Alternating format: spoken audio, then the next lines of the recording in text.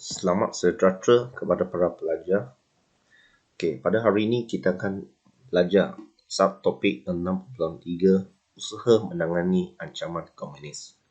Okey, pada pelajaran yang lalu, kita telah mempelajari tentang keganasan komunis yang telah membunuh 3 pengurus ladang di Sungai Siput. Dan pembunuhan 3 pengurus ladang di Sungai Siput ini menyebabkan British telah mengadakan darurat untuk menangani keganasan komunis. Jadi pada hari ini, saya ingin berkongsi tentang subtopik 6.3 tentang usaha kerajaan menangani ancaman komunis. Jom kita lihat. Jadi, beberapa langkah atau usaha telah diambil untuk menangani komunis. Contohnya, penguatkuasaan,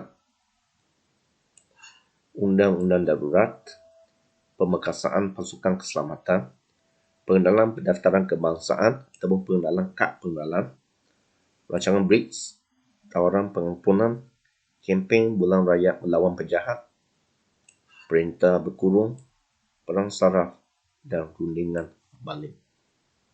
Jadi pada hari ini saya ingin sentuh 3 usaha kerajaan. Itu yang pertama, penguasaan undang darurat, yang kedua, pemekasaan pasukan keselamatan, itu polis, tentera dan sukarelawan. Dan ketiga adalah pengenalan pendaftaran kebangsaan ataupun pengenalan kad pengenalan. Jom kita mula dengan langkah yang pertama, itu penguasaan undang-undang darurat. Penguatkuasaan undang-undang darurat. Kalau kita lihat di muka surat 152, anda akan nampak peta minda ini ya. Jadi izinkan saya ringkaskan perkara yang patut pelajar beri perhatian. Keyword dia. Yang pertama adalah ini. Penguatkuasaan undang-undang darurat. Jadi dalam undang-undang darurat ini, kerajaan British telah mengenakan 6 peraturan. Dan saya akan simpulkan dengan ini. Yang pertama, menahan. Menahan tanpa perbicaraan. Jadi sesiapa yang terlibat dalam pergerakan komunis, mereka akan ditahan tanpa perbicaraan. Maksudnya polis tangkap, terus dipenjarakan. Tanpa sebarang perbicaraan. Yang kedua adalah hukuman berat kepada sesiapa yang membantu komunis. Hukuman berat. Dan yang ketiga,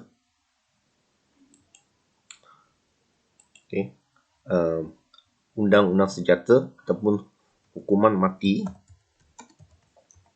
kepada sesiapa yang membawa senjata atau bahan letupan. Dan yang keempat adalah ini. Pengenalan kampung baru. Di mana dalam kampung baru ini, kerajaan akan memindahkan dan menempatkan penduduk di satu kawasan khas yang dipanggil sebagai kampung baru. Jadi kampung baru tersebut akan dipagar, akan ada perintah berkurung macam MCO, macam lockdown sekarang, dan akan dikawal oleh pegawai keselamatan. Selain itu, kerajaan British juga berkuasa untuk menggeledah rumah kediaman. Rumah kediaman yang pemiliknya disyaki terlibat dalam kegiatan komunis. Dan yang kelima adalah ini, mengharamkan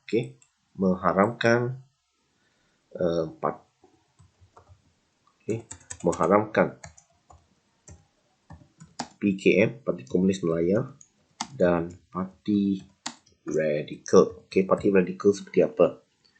Seperti Awas, Peta, Peram, PKMM dan Hizbul Muslimin. Jadi parti-parti berkenaan dianggap sebagai parti radikal. Di mana parti radikal ini adalah parti yang anti-British. Anti-British dan dipengaruhi oleh fahaman komunis. Jadi parti-parti radikal ini, PKM ini diharamkan kerana boleh menggugat keselamatan negara. Dan yang keenam adalah ini, okey, menangkap pemimpin, okey, gerakan radikal. Okey, yang keenam adalah ini, menangkap, okey, pemimpin radikal. Okey, jadi 6 langkah. Okey, yang pertama kita tengok, okey, apakah langkah yang pertama? Kita ulang balik. Okey, menangkap tanpa perbicaraan kepada sesiapa yang terlibat dalam pergerakan komunis. Hukuman berat kepada sesiapa yang bantu komunis. 3. Hukuman mati kepada sesiapa yang membawa alat senjata dan bahan letupan. Keempat adalah penubuhan kampung baru, okey, di mana penduduk dipindahkan di situ dan dikenakan perintah berkurung, okey, dan kawasan kampung akan dipagar. Okey, yang kelima, mengharamkan PKM dan parti radikal. Dan yang keenam adalah menangkap pemimpin radikal. Okey, jadi ini adalah 6 peraturan, okey, yang dikuatkuasakan dalam undang-undang darurat.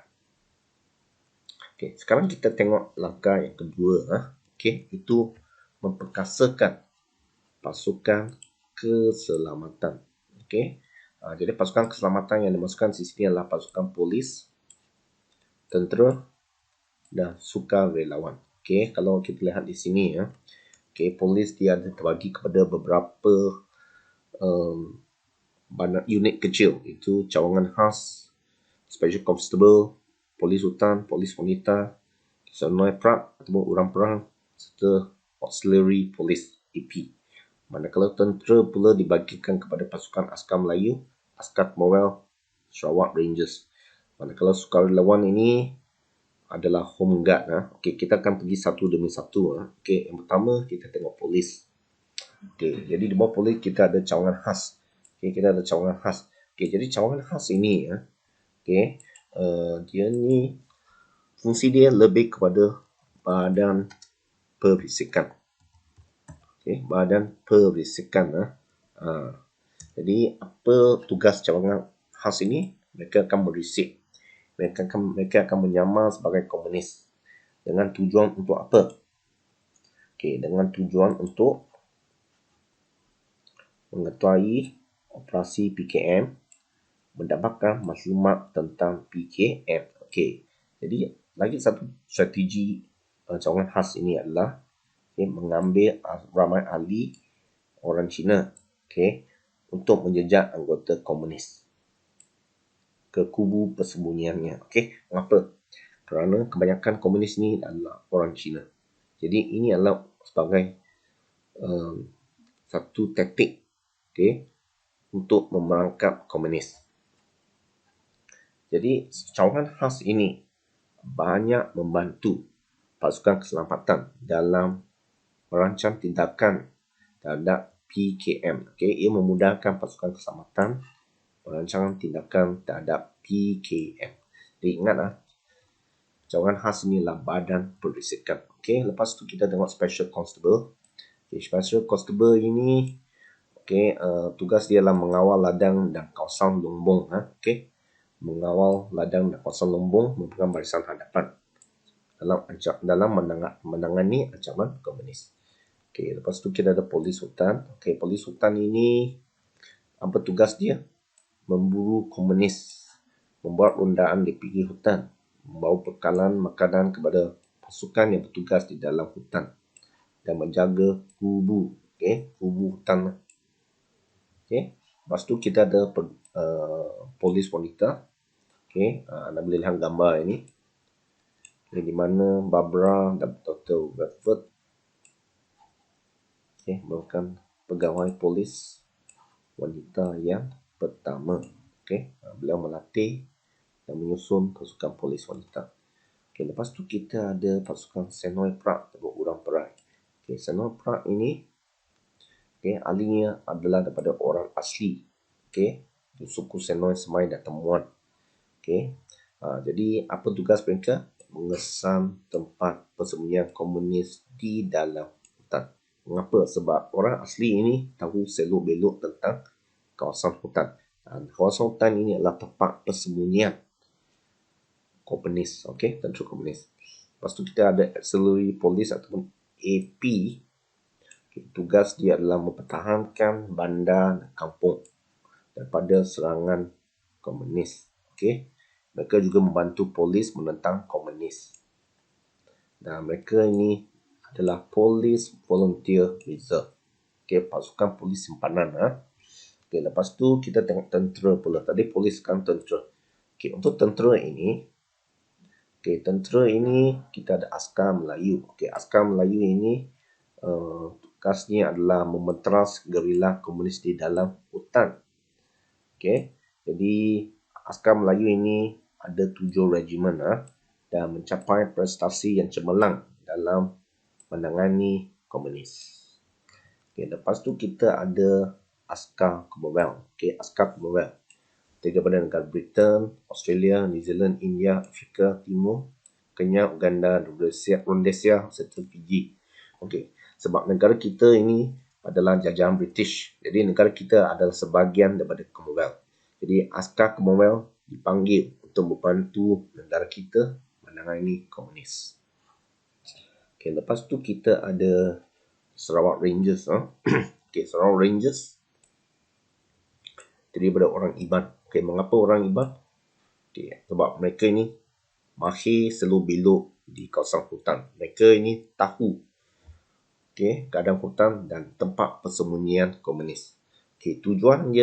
Tugas mereka adalah menjejak persembunyian komunis di dalam hutan.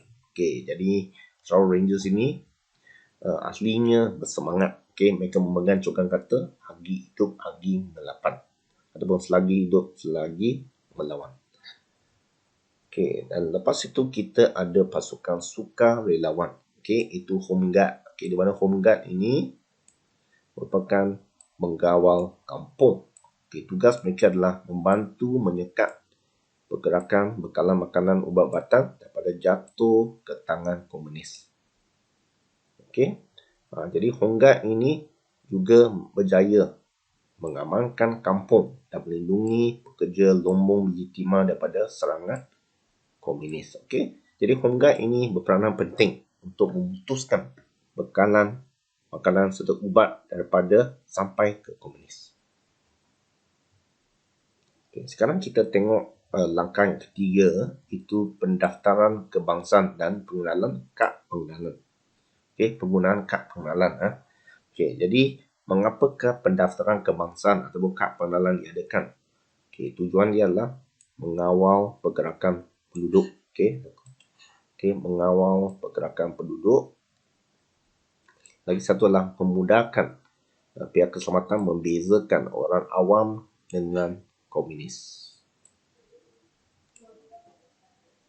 Jadi setiap lelaki, wanita, kanak-kanak berumur 12 tahun ke atas hendaki mendaftarkan diri dengan pihak berkuasa dan akan diberikan kad pengenalan. Jadi orang awam juga hendaki membawa kad pengenalan ke mana-mana sahaja. Jadi kad pengenalan ini akan diperiksa oleh pihak polis, khasnya oleh Special Constable. Jadi sesiapa yang tak ada kad pengenalan akan ditangkap dan disyaki komunis. Jadi gambar ini menunjukkan Special Constable sedang memeriksa kad pengenalan. Begitu juga dengan gambar ini, pemeriksaan kad pengenalan. Pemeriksaan kad pengenalan dibahas oleh Special Constable. Jadi pada pelajaran yang akan datang kita akan sentuh tentang langkah yang keempat, itu rancangan BRICS ataupun kampung baru telah saya sebut tadi. Jadi itu saja pada hari ini.